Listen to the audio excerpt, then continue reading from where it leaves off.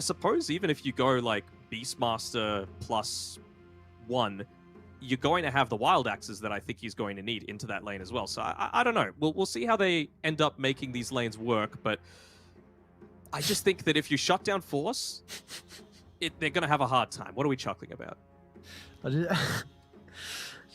I just remembering as soon as we went to break, I said, dude, I didn't expect to be casting an Arc Warden today. And now I got two, and it's just funny because I think of Topson as really the Arc Warden player. Like, again, seen him pioneer a lot of Arc Warden builds. So he's like, Natsumi, you tried the Arc Warden. I'll show you how it's done. Let me teach you a thing or two with the Arc Warden. Well, at least we get our wish with a conventional carry for Ana playing the Faceless Void coming through here in this game. I mean, as if we needed more reasons for people to be spamming this hero in pubs. It is absolutely busted right now, all stages of the game. Are there any heroes that we haven't seen from Ana that you were really hoping to get? Obviously, people are going to say PL, Spectre, Ember Spirit, but they're not really super strong in the meta right now. So anything that you're kind of wanting to see Ana bring out? Not really. I'm happy we get to see one in general that him and Topson are in Southeast Asia. I never had the opportunity to before the recent major one cast Ana, and also I never had the opportunity to cast Topson back when he was on OG and in Europe. So just enjoying getting to see what crazy shenanigans they have in store and what carries they pull out, like you mentioned with the unconventional stuff. So I'm happy with the stuff we're getting. Yeah, me too. It does seem like, just with the all chat there, it's a little bit more positive vibes because both teams know that they're locked in for at least last chance qualifiers. Polaris in particular. Like we were mentioning during the RSG against Polaris cast yesterday, they've been so close so many times that even just the chance to be able to compete on LAN, they could surprise a lot of people. Yeah, no doubt about it. It's a very, very strong team that I think have a draft that can take it in this game. It's not going to be easy. I don't particularly see either side having a draft advantage. What are your thoughts on it, though? I would say T1, if only for the fact that I'm really seeing issues of who starts fights and who wants to actually be pushing towers outside of this Lina early on, right? At least you've got the Beastmaster to be able to do that for Cuckoo. You can see he's already leveled up the Wild Axes. He knows what he's going to be going up against with Natsumi leveling up that mirror image, obviously. But you've got the potential to push. Of course, Arc Warden we saw last game, even when you're massively behind, it always is a potential factor. No one's going to die at these bounties. Just a little bit of a skirmish coming through. But yeah, I'm feeling a little bit more confident into that. And I mean, if it does get to the super late game, of course, Arc Warden, super capable of scaling. And you've even got Dark Willow, who, we were mentioning that they needed a few more heroes that are able to pump damage inside of that Chronosphere. Well, Willow can definitely be one if she's able to get into the Aghanim Scepter. Yeah, and what are your thoughts about this here? Because I was very surprised that we hadn't seen a lot of Dark Willow. I think Tiger at the Arlington Major showcased how strong this hero could be, and we saw it a little bit as well over at ESL. So what are your thoughts on the hero? So I'm not going to give my thoughts. I'm going to give the thoughts of Trent, someone that I respect their opinion quite a lot. In just that, sorry, there's a little bit of action going down on this bottom side. I feel like if Willow had been in the game as long as someone like Earthshaker had, people would be picking him a lot more. And it's just the fact that people have been playing Shaker for like 15 years, whereas Dark Willow, it's been more like, 3 to 5. So you don't have that same level of familiarity, and it's not just quite so easy to say, oh, this is a Dark Willow game, So I think it's just a little bit of that, just some favoritism and maybe even some nostalgia coming in of being able to make these big plays. But I agree with Trent. I think Willow is kind of a busted hero.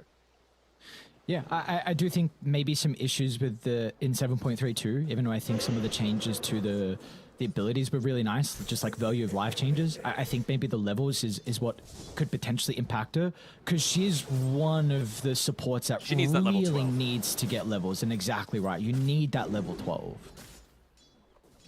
Just such a big damage increase from the Bedlam from 70 to 120 if you get into that, and then even a Wyvern You know, with the cold embrace, you're basically just resigning yourself to death. So Zephyr might be looking to find as many one-on-ones as possible, as he's just doing his best to bully AU in the lane right now.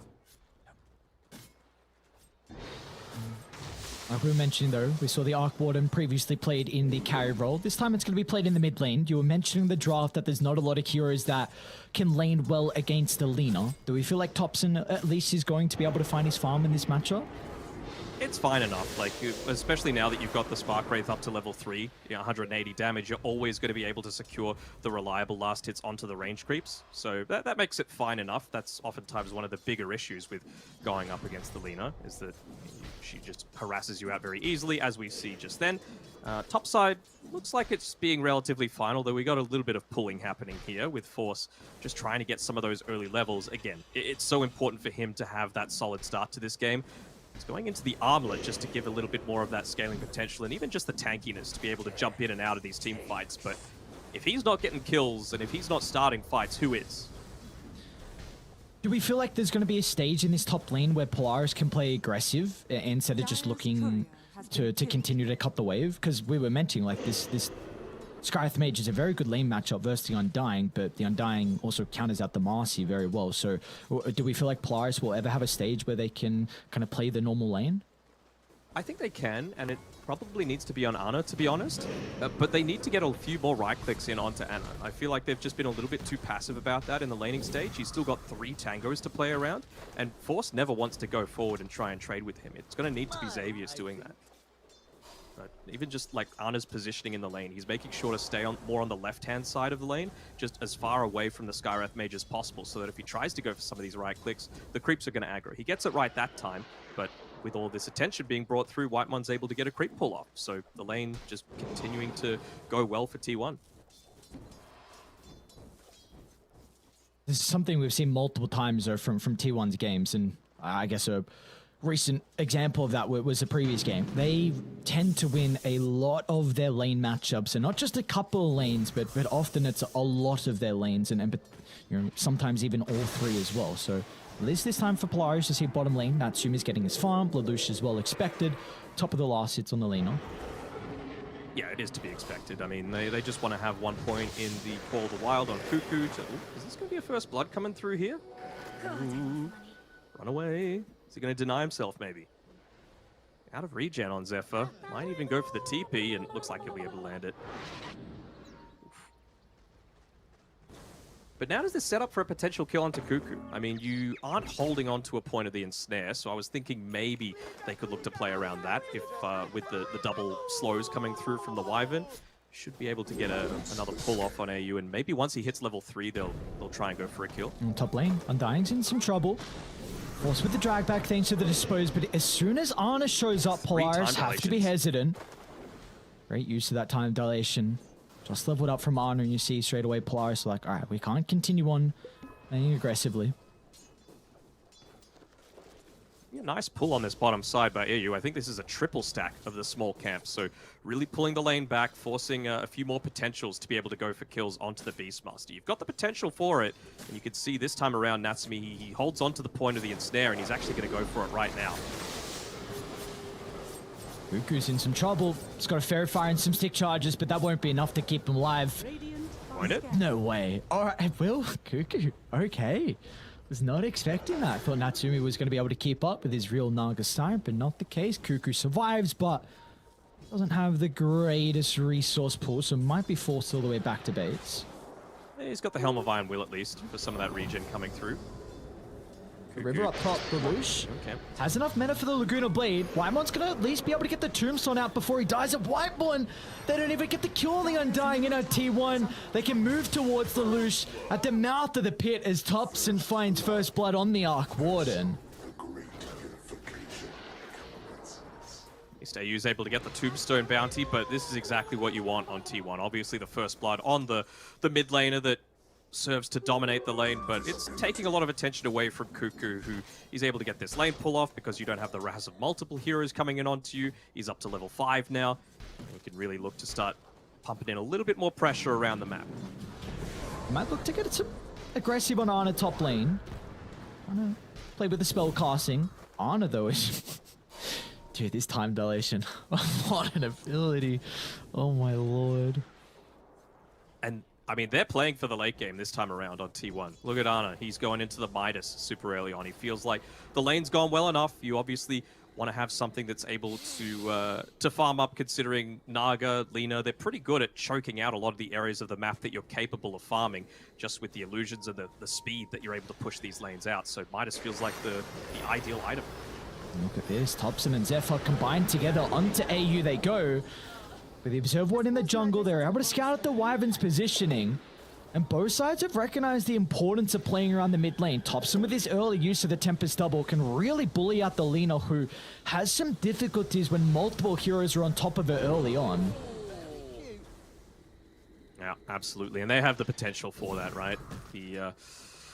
The Bramble Mazes have all been on point from Zephyr. You've got the Hawk providing a lot of that vision to be able to scout out the Lina in addition to the wards that you were talking about before, and of course, Chronosphere as well.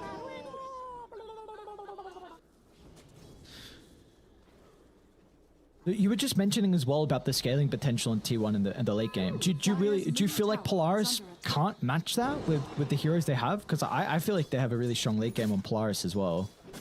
I feel like they do have a strong late game, don't get me wrong, but again, you're against an Arc Warden who has the potential of being 10-slotted. You've got a Faceless Void who's going into a Midas, and you've got a Dark Willow, who in my opinion is one of the best scaling position 4s in the game, just through right-click potential. I mean, against a lot of high armor, like on the Naga Siren, against Lina, you're going to be able to outscale her. Cold Embrace is going to be useless. You've got a Chronosphere that you could just use to pump damage in.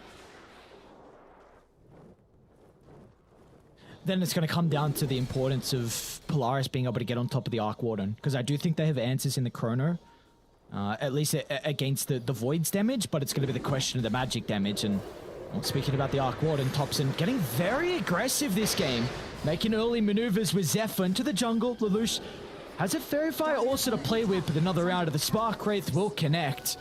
They're doing an incredible job to slow down the Lina's game. Yeah, and this is the power of the vision again. Not even from a Hawk this time. Just a decently obvious Observer Ward there, placed down by Zephyr previously. Completely scouting out the movement of this Lina. Been bullied out of the lane, and now you've even got well, I was about to say a little bit of danger of the mid tower being under siege, but Natsumi, he's the one person that's having an exceptional game right now. I mean, he's just having the time of his life, farming up a lot of these early items, going into the Manta style. They want to try and rat out this map as much as possible, because for all that they're good at, Undying, Willow as supports, not the greatest at being able to push out some of these side lanes. Even the Faceless Void to some extent, at least until he's got the Maelstrom. It does feel like it's going to be very similar here for Polaris, where it just comes down to their pickup potential. And we might see that be the case as top lane force, but look at the bait. Ana, they were already in the tree line. He gets the double Chrono. Now Tempest Double will join the party. They'll target down the Sky's Mage first, and now they can look to avoid force. However, he's able to bring down Ana before they secure the kill. Some incredible armor toggles from force. He'll do it again.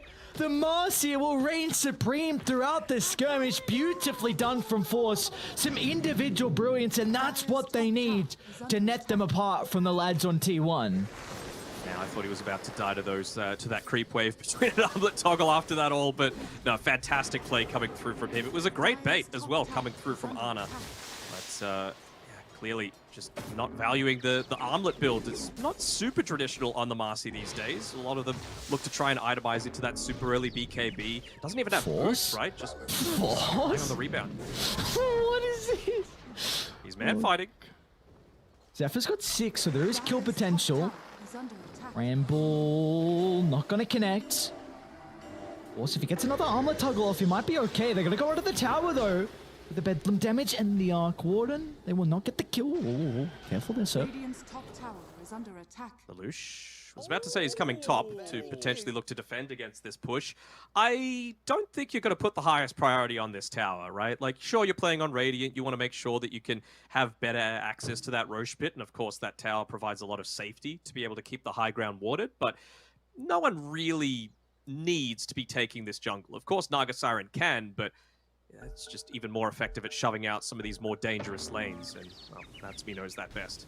So I don't think they're going to be looking to make too much of a defense happen on top.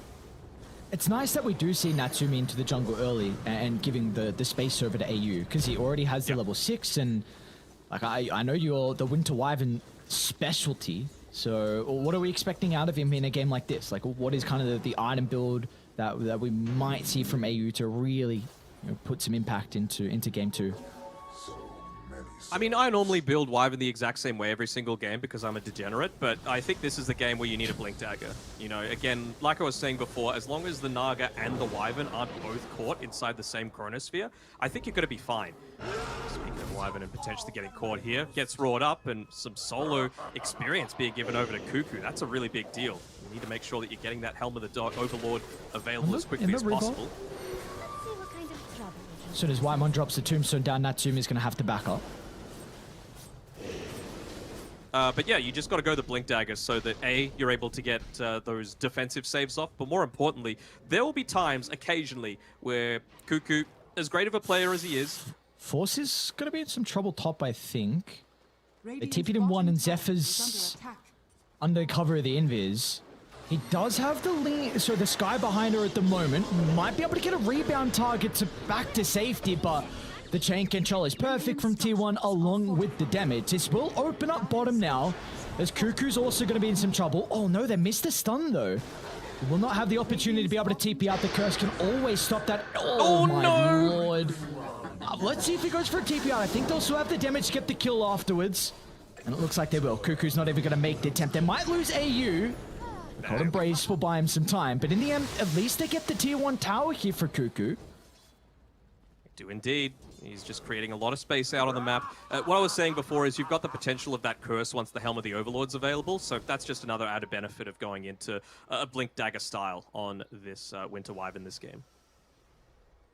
Looks like he might just be going into the Tranquils first, so it's just for some ability to stay out on the map. Of course, that is very important whenever you're going up against this roaming sort of lineup where you need to be able to respond consistently. So a lot of the time... Look at the positioning from the T1 supports. Oh, they're going to pounce up. They know exactly where they are, ready to take the fight as Natsumi's going to come from the right side as well, blocking out the escape avenue for the Undying. But at least Zephyr will survive with the TP. So that's 4 heroes on Polaris forced to this area of the map. At least they'll get the Tombstone kill as well, so a little bit of extra gold. Specifically because it's for Force as well, right? Like I mentioned before, he needs to be your initiator. He needs to make sure that he's got the best game imaginable. I don't know if they're going to be rotating anyone top because they see that both Force and Xavius are playing around this area. But no Mystic Flare to play around might lead them to think that they could go for a defense, and well, that seems to be the case. As triple smoke coming through here from T1, Cuckoo. It's the art of the bait, right? Just putting yourselves in this super vulnerable position that isn't exactly so. And look at the vision they have on T1. The Hawk and the lane scouts them out. Xavier's going to go on the tree line, Force down to the south, and the TP from AU. They want to fight, but T1, they brought the numbers to the skirmish. A Bramble will hold back AU for the moment. A Curse going to be able to cover the retreat.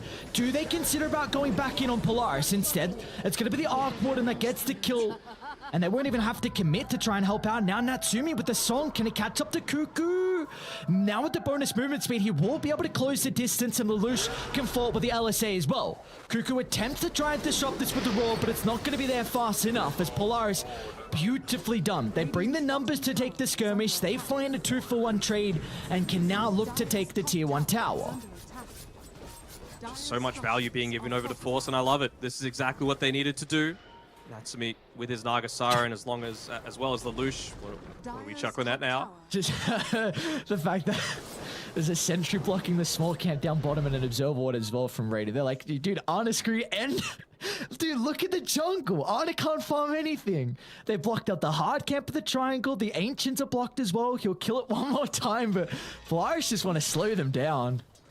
If you want to try and scale into the late game, they're not going to let them in mid lane. He's actually getting jumped on here. 100-0 just from that combo. Force 5, 1, and 0. That individual play in the laning stage really setting him up for more and more greatness as we get on.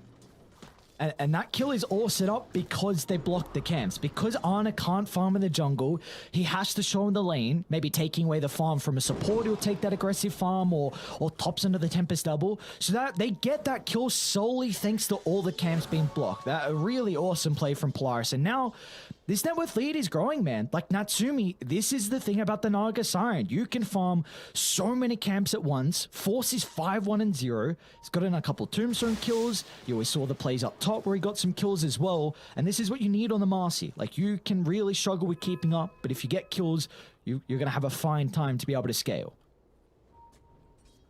They can see Ana, he just TP back bottom again. He wants to use the Midas, but it might be his undoing. Oh, Mystic Flare's going to be up shortly as well for the extra burst, but they're instantly TPing down. They need to keep Ana alive, and they will.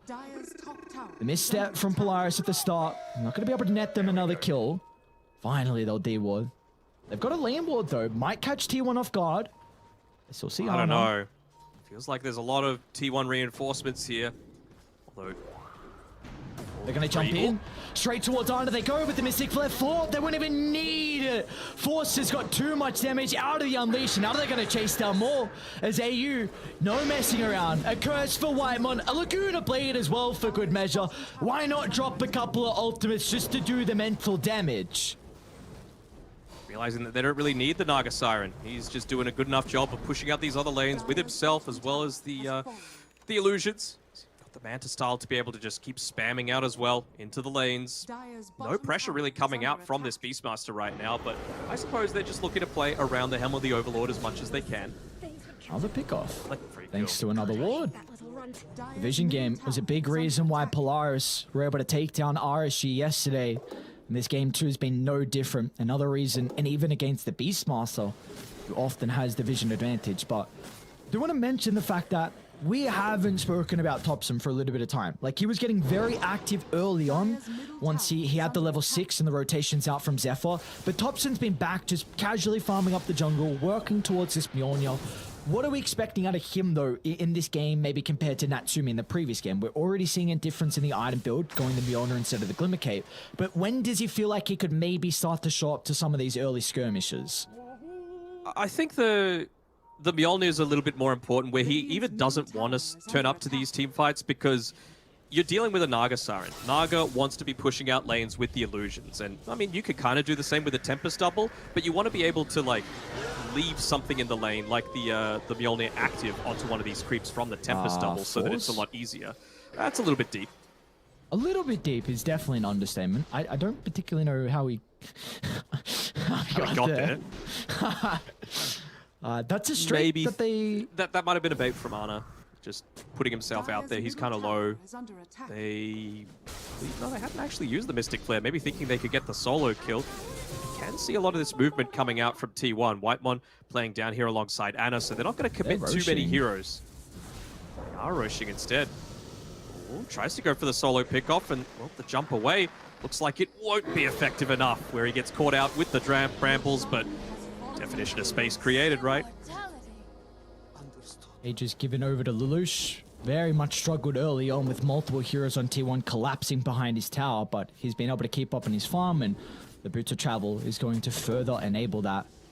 And they've dropped the ward down deep in the jungle as well. I believe Thompson did scout out AU, so they have a good idea of the Winter Wyvern moving around here. But they need to play with this ward now here for Polaris. You've got the Aegis, you're ready to go with a lot of items as well, so you need to start getting some map control and slowing down the farm that T1 have been finding in their own jungle. The thing that I'm a little bit concerned about is that Marcy's still not the greatest. She's better now than she used to be, but she's still not the greatest at pushing out these waves. So I kind of want to see Cuckoo playing a little bit more around the bottom side with that Helm of the Overlord creep and forcing a little bit more pressure down away from their own objectives. I mean, Lelouch is just free hitting into a tier 2 tower at the moment, and I mean, Thompson's going to respond with his Tempest double, but it really doesn't feel like they're all that scared of being able to take this fight with the Aegis and all the boys nearby.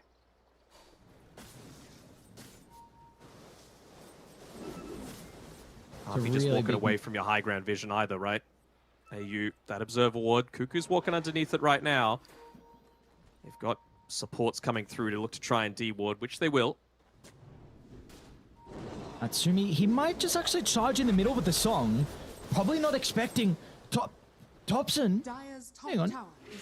What just happened? Thompson got killed in the lane, and now they don't have the real Arc Warden for the team fight if Natsumi wants to catch up with the song. He's going to push back tier 1, and that'll just be able to open up the tier 2 tower now. I honestly don't know what happened with Thompson. I was looking up top. Maybe Thompson was too. This is what we're talking about, though. Just put Thompson a little bit more out of his comfort zone. I know he's a very capable Arc Warden player, but it isn't what they've had the most success on. You know, the Morphling spam, just get rid of it. Force him to go for something a little bit different that he hasn't had the time to adapt to over these past few days. Now, I'm really intrigued when Natsumi's going to consider the Scepter. I think it's an incredible item, and from what I've heard as well, can also hold that thought mid lane. Thompson. Oh, they're just baiting. Look at the turnaround from Zephyr. A Terrorize onto 2. The Curse Crown as well for good measure. Natsumi considering with the ultimate, but he doesn't get it off. He pump faked the song, and Ana's going to be in with the Chronosphere. The bash is into the Roar. It's the tank control is ever so perfect from T1. So they get the first kill into the second, and now they can look to put some pressure on the map. Well, I was talking about the Chronosphere's impact with being able to just not get caught with the Naga and the Winter Wyvern at the exact same time. Wasn't even the Chrono that time around. It was Zephyr being able to land such an amazing Bramble Maze into the Terrorize after fantastic bait coming through from Thompson. You could tell what they were looking to try and do with the Winter Wyvern, going for the Winter's Curse, trying to get that chain kill onto Thompson, but without that Blink Dagger going into the Aghanim Shard instead, he just doesn't have the capability to gap close. Dire's middle tower is under attack. Now they just go right back out of the map. Not the longest respawns. You still have ages for another minute 40. They're going to try and consider outbeating onto the T2 tower. Arc Warden does make it very, very difficult, though.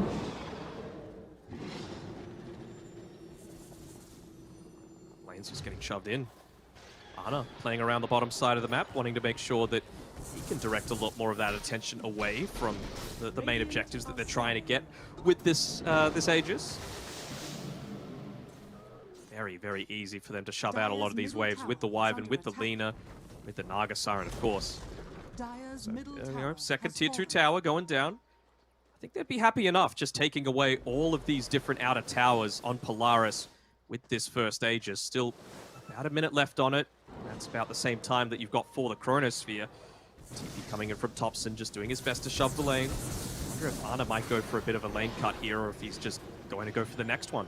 Have someone else shove out the lane, and then when they're least expecting it, they're spending a lot of time down bottom, which the real Thompson is using to get that next key item. Actually don't completely get rid of the creep wave, though. Backdoor protection, not quite there, but illusions aren't going to be for much longer either, so it is still a bunch of wasted time as Ana dancing off in the trees will eventually get back into this this lane. That's the side of a good carry, right? Making sure that you're not revealing on the map for as long as possible, and he likes to play on Dire, bottom right-hand side of the map, on Radiant, top left-hand side of the map, right as far into the trees as he can. It's the Ana spot. Who called it the Ana spot? Sebastian Debs. You see, with how Ana's been able to stay out, he's got the level 15 now. Going to be working into the Lincoln Sphere as the next item. But Polaris, with this Aegis advantage, taking a lot of map control and increased the lead ever so minorly. Up to 7,000 now, but these 2 tier 2 towers have been claimed. And throughout that time, we've seen Force. He's been able to complete a Basher. You've got Lina. I think Shadowblade was the most recent item for the Lina. So they're getting a lot of items on Polaris. But again, Diet, they are still somewhat finding their farm as well. Now, will we finally have, once this Aghanim Scepter is purchased on the Naga Siren, the real in being used? Because it's so trash, man. Okay, from what I heard, it's actually not bad versus the Faceless Void. It can actually answer him inside the Chrono. You've got a really long cast range. I heard it in one game. I think I'll hold that. Lelouch down bottom might be able to solo kill Zephyr. Nice read. Might be getting chronoed as well, though. Be cautious, but instantly used to the haste, and he's just going to look to dash on out. So Mike and John, I believe, were casting one of the earlier qualified games, and they had a Naga Void, and I was only listening to the game, and I believe I heard them say that the Naga reel in is quite nice for the Void in the Chrono. So we'll see if that's going to be the case. Because, of course, the song's a very good answer, but if he's got BKB, then it's a bit different. To me, though, I feel like they've got the tools to be able to find the better target, you know? Like, he's going to have the Lincoln Sphere soonish, and I feel like that's the time active on T1.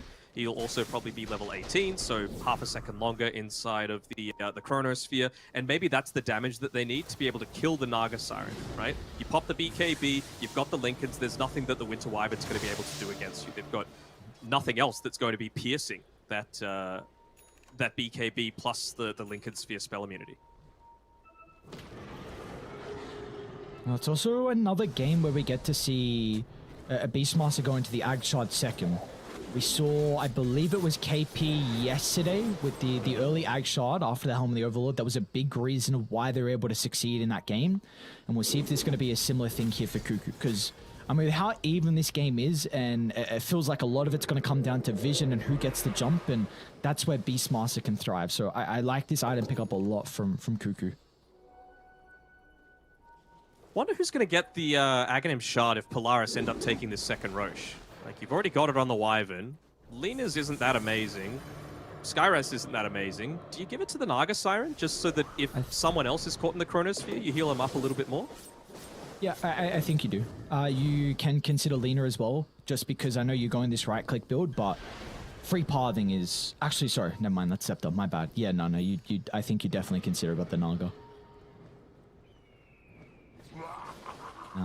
Another thing that's very different to the last game is the fact that Polaris have a lot of answers to the split push from the Arc Warden. You see the first item, Aghanim Shard from AU, so he already, the Winter Wyvern is an incredible defender. You've got the Naga Siren that can help push out, the Lena with the Boots of Travel. So it's a very different game where Polaris, they're never really going to have issues with this Arc Warden putting a lot of pressure on the map. So this will come down to T1 just needing to win a 5-on-5 instead of maybe catching Polaris off guard with a numbers disadvantage. Roche is up, and T1 have, well, I was about to say no idea that it's going on, but Xavier's briefly showed right underneath this Observer Ward. It was for the splittest of seconds, and I just don't think T1 are going to be able to rally together quickly enough to be able to get towards there before they're able to pick it up. So there we go, Aegis, Shard on the deck. Lucia's going to be the one holding on to it for now, but you give it to Natsumi, I think. Surely. Greedy mids, man. T1, they're baiting behind the Tempest double at the moment. See Polaris inside the river as well, ready to have a really nice ward to play with. They're just waiting to see who else they can look to jump. The Naga Siren's not the easiest person to bring down. I really don't think they want to jump, though. They don't want to jump. Like, AU just has the Blink Dagger now. So now that you've got this is the key item that they were waiting for. Now they could look to put the Naga Siren onto the front lines. He gets cursed. He gets chronoed. As long as you've got the Cold Embrace, you don't really care. You don't really need to use the Winter's Curse right now to be able to stop any of this, especially as you don't know if Ana's going to have that Lincoln Sphere. He hasn't been revealing on the map for the longest time, and a vast majority of the damage coming through from T1 is still physical. He's got that level 18 now as well for Ana. So extra level up in the Chronosphere. Titan Sliver to play with him, like you mentioned, almost the Lincolns, but his game's going to get much easier once he completes the Ag Shard. Thompson, but it's just the double. Still a lot of gold. 240. Very nice.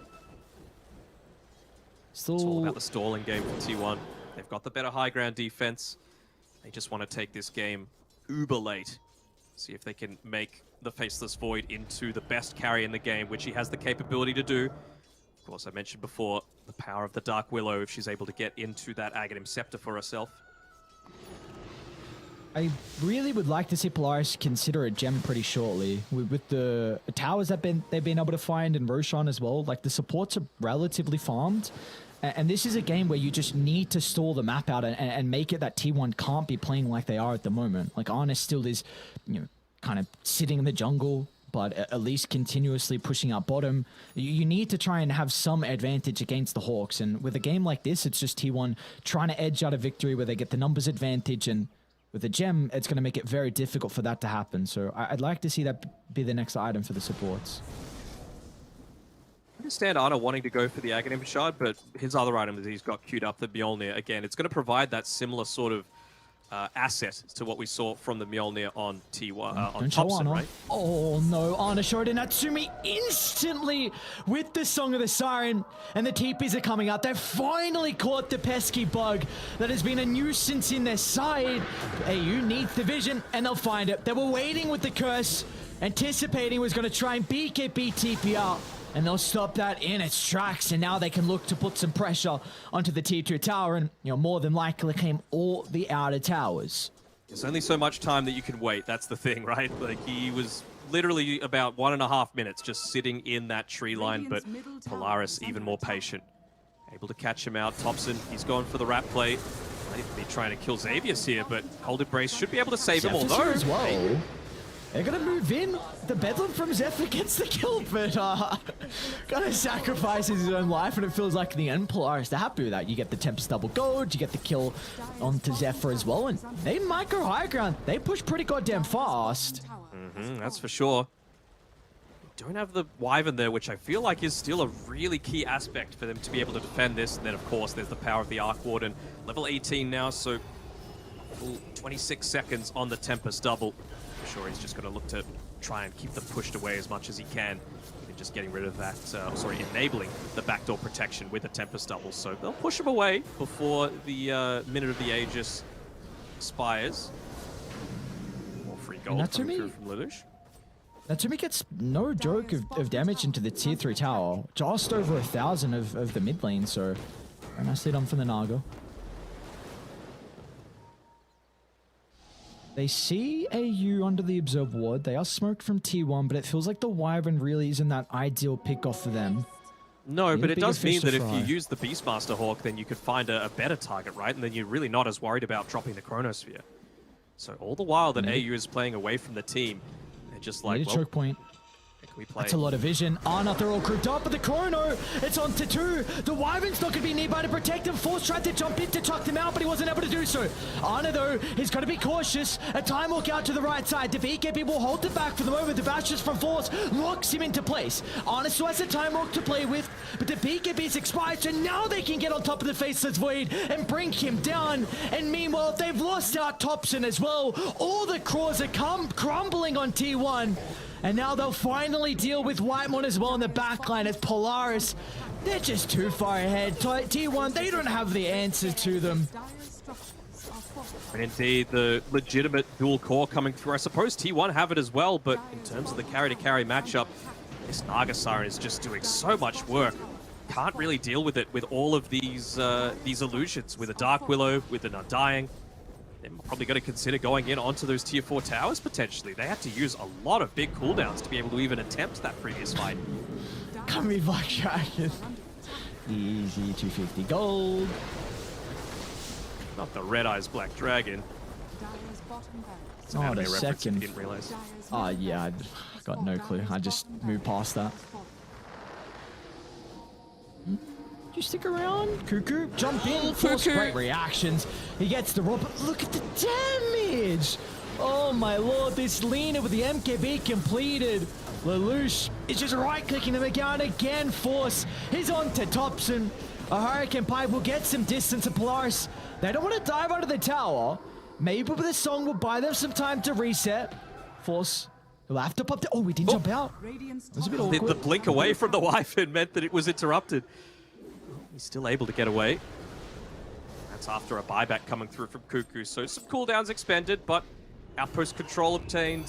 Lanes constantly pushing in. I mean, they're going to use a smoke here, but I wonder if the fact that it's just a Tempest double defending this one is going to reveal anything. Even just getting an illusion rune is Natsumi there. Going to try and block things off, keep the lanes shoved in as much as they can. And yep, Thompson, he's going to need to address this lane a little bit more. Yep, scan being used too. Look at the illusions. It's almost like a small wall around the triangle. Just protecting Polaris. Waiting for their ultimates to come back. Oh, and now Radiant. Lelouch is very far on the front line. Ana's going to be there. Natsumi, he doesn't have the song once again, but the terrorist follow up as well. They might finally be able to kill off the Lina. As Ana secures the first kill, they're even going to look to buy up, but what a curse on the back line. Holding 3 into place. It'll buy them time to now to address the Faceless Void issue. They haven't got it on top of Thompson though. The Arc Warden still playing inside the river, starting to stack up the damage. Lelouch, you're going to be cautious. You just fought back. But a BKB, he can fly himself out to safety, but Thompson doesn't have the same capability as Natsumi locks onto his target. Can now try and get the ensnare out onto the TPing out Undying, but will just be a little bit too late. And in the end, Polaris, they do find the victory in the skirmish, but it does come at the cost of the Lina buyback. They know exactly where Cuckoo is as well. He's revealing on this bottom side. He walked underneath that observer, but they don't care about no Stink and Beastmaster. They just want to go in onto that tier 3 tower. Have to be a little bit careful about ensuring that there's creeps to be able to assist with this push. So yeah, the buyback being expended, they're just going to back off without, I was about to say without too much gain, but I think you're very happy to get a Thompson buyback out of T1.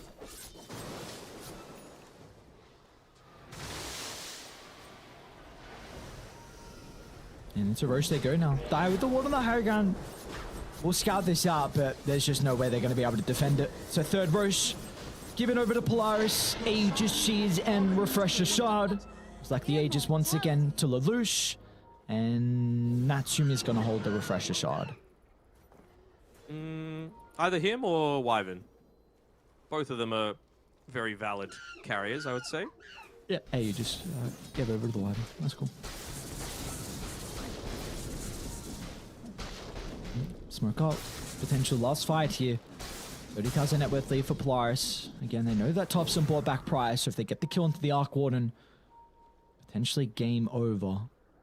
You just got to kill Wyvern. Smoke's gonna pop. They know Ana's there. No hesitation. Natsumi's not gonna mess around. As soon as the smoke pops, we'll just chuck out the song, and Ana is completely surrounded. A BKB, a hope and a prayer, but Force with the Abyssal Blade will stop the escape instantly. And he too does not have a buyback, so Polaris, they can walk it down. They didn't even begin to attempt to try and save him. It was just, sorry guys, I'm dead. I tried to keep this lane pushed out, delay it for just that little bit further, but feels like T1, it's too much. They're down a core. 6 lives essentially running at them with the leader. They're going to try and blow up the first life without committing too heavily. Look at the jump in from Force, so straight on Thompson's location. They kill the Arc Warden, it's game. And Thompson's down. That's a dieback. And now Force is going on for more. What a incredible Marcy performance coming through from the offlaner and Polaris. I've been incredibly impressed with how he's been able to start these fights time and time again for the boys on Radiant. And it looks like we will be getting a game 3 out of this series. I mentioned that he would just need to do a little bit too much to be able to pull it off for them. And I mean, he is delivered in spades. They're going to try for this last defense coming through. Terrorize keeps getting pump back. They want to try and wait for Ana to be respawning. Maybe now they need to use that Terrorize. Gives them a little bit of time. Just feel like they're going to be lacking the damage still, though. Curse again. Oh, that beautiful curse to close this one out as Polaris taking game 2. Then I am incredibly impressed. I said it towards the end, but I felt like Force was a big reason of why they were able to take this game. You know, if he wasn't able to make those cute individual plays underneath the tier 1 tower up top, he'd never have as good of a game as